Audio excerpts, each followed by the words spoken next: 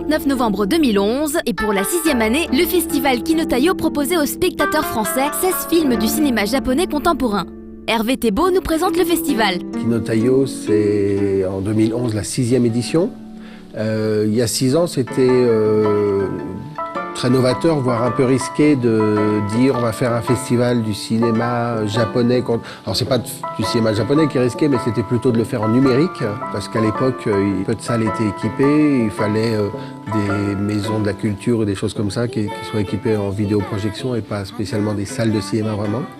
Kinotaio, ça a été une volonté un petit peu quand même aussi de l'État japonais, de faire un festival de cinéma dédié au cinéma japonais en France. On sent bien qu'on est en ce moment à un moment un peu charnière de l'existence de Kinotaio, où depuis l'année dernière, il y a plus de public, il y a plus de buzz autour du festival. Cette année, il y a eu plus de presse, plus de médias. Cette 6e édition fut un peu particulière. En effet, par rapport aux années précédentes, le nombre de films en compétition proposés a été revu à la baisse. Cette année, il faut savoir que la sélection qu'on a faite est pour moitié des nouveaux films et pour moitié des anciens films primés aux 5 premières éditions de Kinotaio, puisque c'est le public qui remet des prix à travers ses votes tous les ans, donc les prix qui s'appellent les Soleil d'Or, qui en japonais se dit Kinotaio.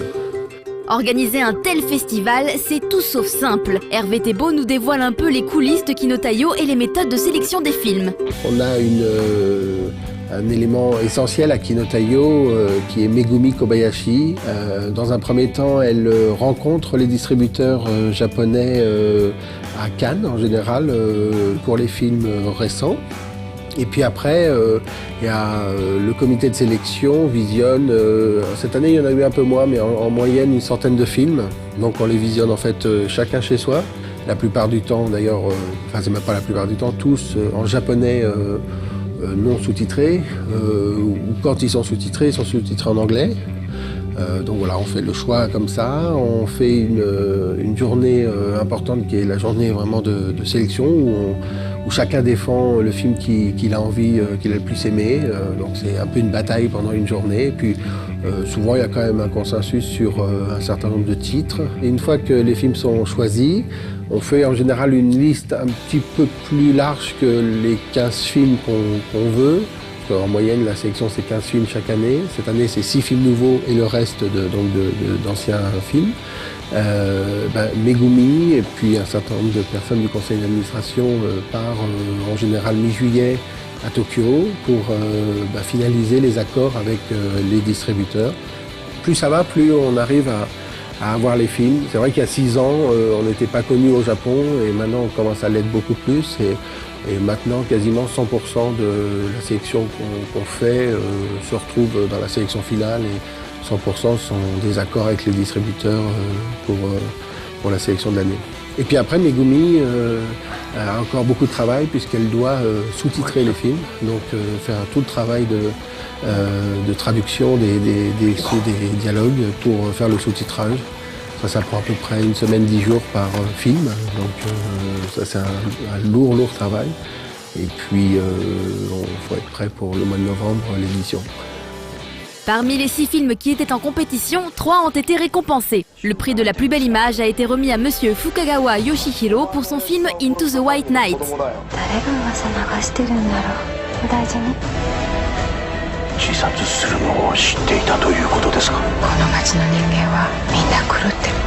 Tandis que le Soleil d'Or IFT a lui été remis à monsieur Hanawa Yukinari pour son film My Wife.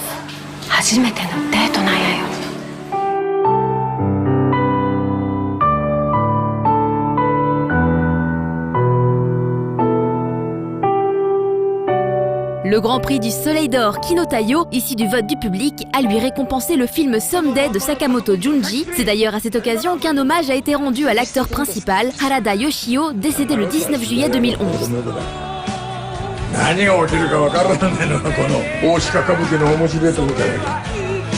Dans les films en compétition, il y avait aussi le film Hanetsu, le dernier long métrage de Naomi Kawase. Il était diffusé ici, en avant-première.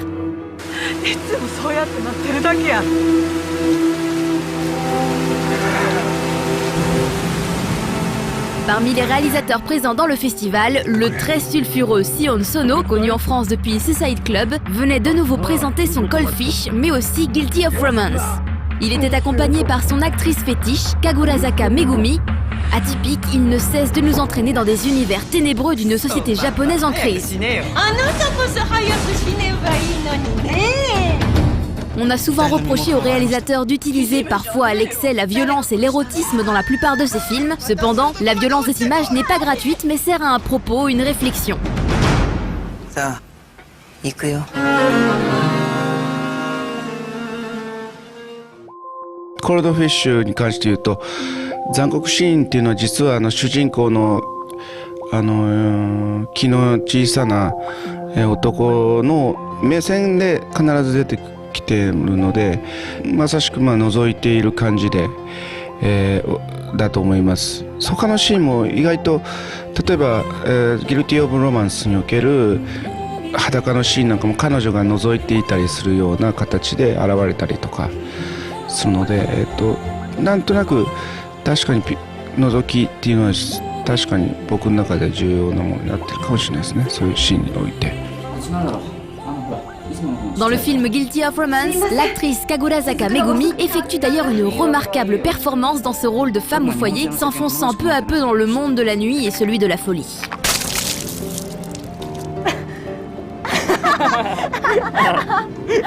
役作りというよりも、監督はその監督はいつも役になるために自分を知るというところをすごいそれが演技指導なんですね。なので、クランクインする1ヶ月前ぐらいからそういう稽古があって、そこの中で私が今まで経験してきた例えば怒ったりとか泣いたりとかそういう過去に経験したものを引き出して、それとちゃんとその泉と役と合わせていくというか、はい、そういうことですね。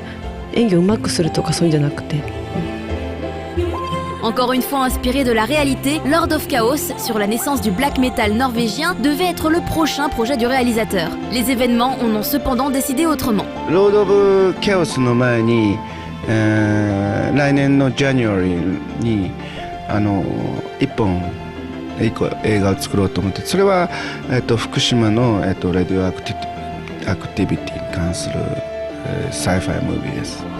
Presque à l'opposé, la démarche des deux réalisateurs français, Marie-Francine Le Jaloux et Gilles Sionnet, apporte également un regard différent sur la société japonaise. La vie murmurée nous présente le Japon des perdants, celui du questionnement et du doute à travers la figure des lecteurs de l'écrivain Dazai Osamu. Oui, alors vous parlez des deux jeunes femmes en particulier, Risa et Yumi, qu'on a toutes les deux rencontrées par le biais de communautés internet. Et c'est vrai que l'une comme l'autre sont tellement... elles ne peuvent pas séparer leur vie de Dazai, donc c'est tellement fort que ça s'est imposé aussi à nous. Bon, il y a bien sûr d'autres personnes qui avaient cette même force, mais elles traduisent chacune une part de Dazai. Et c'est vrai aussi des autres personnages qui ne sont pas eux aussi sombres. Je pense à Inose Naoki par exemple, ou au jeune homme qui travaille, Kosuke Masayama, qui travaille à l'université. Voilà, chacun d'eux apporte une part de Dazai. C'est tout l'intérêt de l'œuvre de Dazai, c'est que c'est très ambivalent. En fait, une chose simple peut être l'objet d'une page d'écriture. Après l'essor du Japon dans les années 70-80, l'éclatement de la bulle économique a fait qu'ils étaient devenus un pays en difficulté. Et l'intérêt de Dazai aujourd'hui par des jeunes lecteurs, c'est celui qu'on pouvait trouver juste après-guerre d'un pays qui est en grande difficulté, à l'intérieur duquel les gens eux-mêmes sont en difficulté. Et comment on va réagir? Dazai ouvre des pistes avec ses interrogations, ses doutes, ses questionnements, cette espèce de difficulté à vivre qu'on a dans ces deux personnages en particulier. Connu autant par la force de ses écrits que par sa vie tumultueuse, Dazai Osamu reste encore aujourd'hui une figure de révolte au Japon alors qu'il reste inconnu en France. Paradoxalement, Dazai incarne plutôt un combat individualiste en fait. Dans les années 30, c'est vrai qu'il a été communiste, c'est vrai qu'il il ne se reconnaissait pas dans cette culture de l'aristocratie qui écrase le peuple. Il est bien placé pour en parler puisque son père est un propriétaire terrien qui affame parfois ses paysans. Mais moi j'ai l'impression que Dazai est plutôt un individualiste et que c'est ça qui aujourd'hui fait écho dans la jeunesse japonaise, parce que à travers sa littérature on se pose des questions sur la façon dont soi-même on va vivre, soi-même en marge ou en rupture avec la société. Et ça c'est justement révolutionnaire pour le Japon. Politiquement, il est très difficile à cerner. Je serais tenté de dire, il est difficile à cerner tout court, quoi, dans tous les domaines. En politique, par exemple, cette tentation du communisme a été d'abord assez brève. Elle allait dans le sens, effectivement, d'un rapprochement avec des gens simples.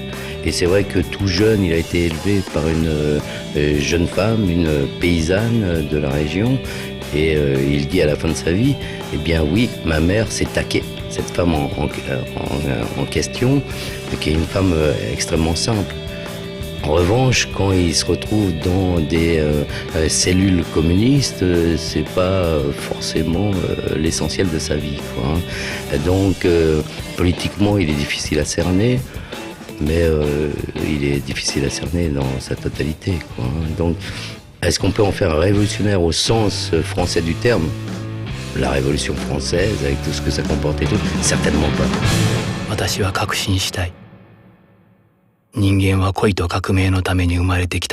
Cette année, la fin du festival Kinotayo ne signifie pas automatiquement la fin de la diffusion des films. Hervé Thébault nous permet de nous indiquer ses envies pour le futur du festival.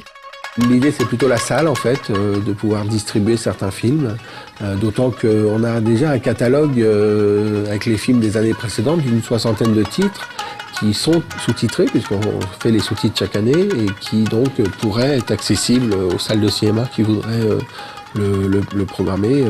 Ça, on y réfléchit très sérieusement pour, dès 2012, faire ça, quoi. Et puis, on a commencé des discussions avec la Japan Expo aussi pour envisager peut-être les Japan Expo, pour envisager des projections de certains films Kinotayo pendant les Japan Expo, soit la Japan Expo Sud ou la Japan Expo au Centre, ou tous ces événements-là. Donc ça, c'est des discussions qu'on va reprendre dès le mois de décembre, dès la fin du festival.